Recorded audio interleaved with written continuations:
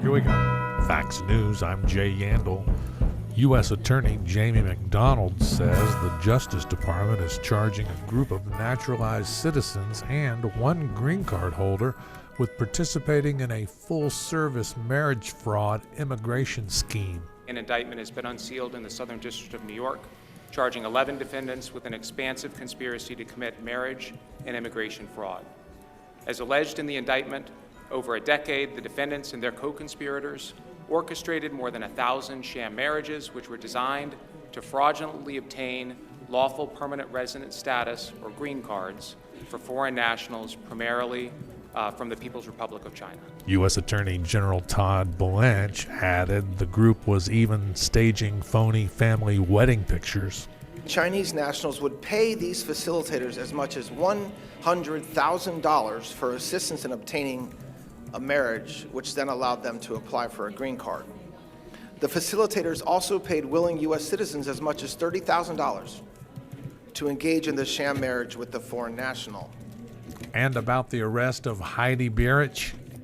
I think as alleged in the indictment, this individual participated in the scheme as alleged. I believe she was part of the effort to open bank accounts in completely fictitious companies' names and make payments to individuals for reasons that were not accurate as described. In Hammond, southeast of Chicago, in Indiana, Governor Mike Braun says Tuesday's storm was a statewide disaster, bringing winds over 90 miles an hour to some areas and flooding to others. There were places down like around Newcastle, Henry County, got up to 10 inches of rain. So where it was mostly wind up here and losing power in that neck of the woods, roads were being washed out. There were a lot of water rescues. So this was quite a storm that moved across our state.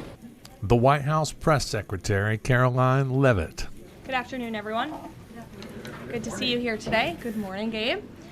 She announced today she will be departing her role to focus on her family. She was the youngest person ever to hold the role. Facts News, just the facts, all the time. I'm Seth Sutell, and this is Markets in a Minute. Stocks are flirting with another record on Wall Street after several AI companies reported better growth than expected. The S&P 500 rose 0.3% in the first hour of trading Wednesday. The Dow was up 33 points, that's about 0.1%. The Nasdaq Composite climbed 0.7%. Nvidia and Supermicro Computer helped lead the way on signals that businesses continue to spend big dollars on AI infrastructure. The government reported that inflation was slightly less bad last month. That helped send Treasury yields lower in the bond market. The yield on the 10-year Treasury fell to 4.67%. Seth Sutell, New York. A Los Angeles grand jury that has been meeting in secret has indicted Nick Reiner on murder charges in the stabbing deaths of his parents, Hollywood producers Rob Reiner and Michele Singer Reiner. The unsealed indictment reveals few details, but alleges Nick was lying in wait for his parents before attacking them, which could make him eligible for the death penalty. The indictment comes as he seeks money from a trust his parents established for him, saying he needs it to help in his defense. In a statement, Los Angeles District Attorney Nathan Hochman says he hopes the indictment will bring them one step closer to a trial and achieving justice. I'm Jennifer King. President Trump has been sued in federal court to stop him from making money off early exclusive access to his post on U.S. policy on his own Truth Social platform. The lawsuit has been brought by two media groups, Freedom of the Press Foundation and The Intercept. It alleges that Trump's deal with the media firm to post first on his site violates the Constitution. Trump Media and Technology started charging Wall Street firms as much as $100,000 a month for a news service allowing early access to the president's posts so they can trade off them. Truth Social says the lawsuit is an attempt by left-wing activists to silence the president. I'm Mike Hempen. The Los Angeles Lakers are being sold to businessmen Josh Kushner and Bob Iger for $12.5 billion, the second time in just over a year.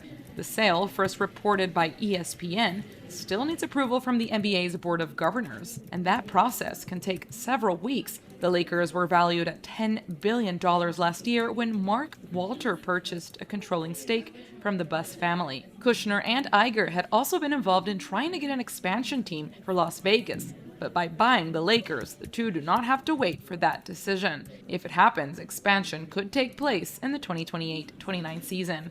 I'm Marcela Sanchez. A Maumelle, Arkansas high school football player had every right to be a little rattled after finding a venomous snake inside his helmet during practice. The student felt an unusual movement inside his headgear following warm-ups last week and brought his helmet to an assistant coach for inspection. A 2-foot cottonmouth was discovered wedged in behind some padding. The pit viper was so reluctant to exit the helmet that police officers had to submerge it in water. Because he's going to move. There he is. To force the snake out. Oh, he's coming. Animal Services took it to a wooded area far from the school. The head coach then reiterated to the team that players should examine their equipment carefully before using it, checking for insects or maybe something larger and more dangerous. Sound courtesy Dr. Cole Beerbaum, Maumelle Animal Services. I'm Lisa Dwyer. A crowd in Medina Celi, Spain claps and cheers as they watch the solar eclipse reach totality. Millions crowded Spanish cities to see the country's first total solar eclipse in over a century. Facts News, I'm VJ Odom.